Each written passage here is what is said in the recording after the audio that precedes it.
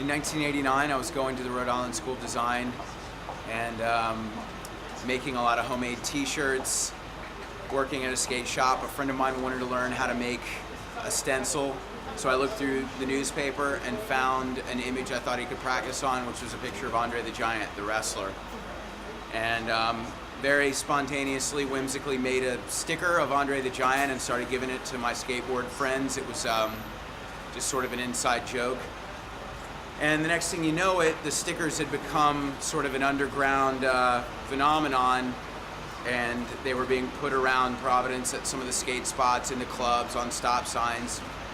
And the local paper, the Nice paper, which is like Providence's version of the Phoenix, ran a contest asking people what the Andre the Giant sticker phenomenon was about. And immediately, from 1,000 stickers, there were 15,000 impressions in the newspaper.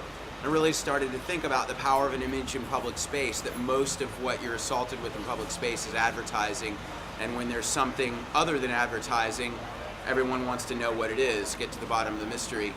And so though the sticker started off as something very silly, I realized that getting people to question all the imagery they're inundated with daily was something that was actually somewhat important to, I think, the way people communicate and the way people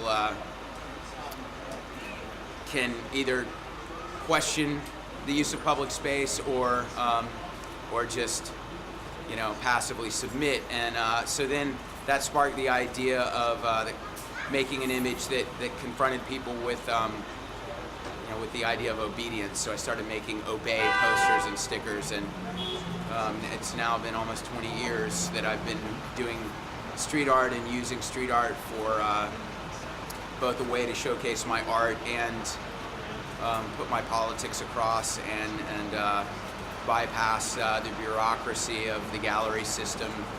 And now I've been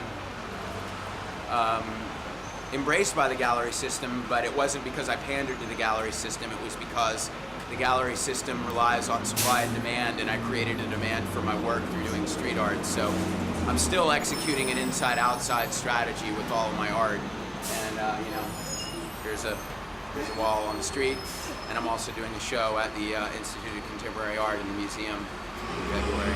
I think that the reason I've been so tenacious with my art, even though for years I struggled, I was living at the poverty level for all throughout the 90s, was because I couldn't think of anything else I could do. I DJ, I love music, but I wouldn't consider myself musically inclined. I like to play other people's music. But yeah, I think art's the only thing I could do. So that's why I'm so committed to it.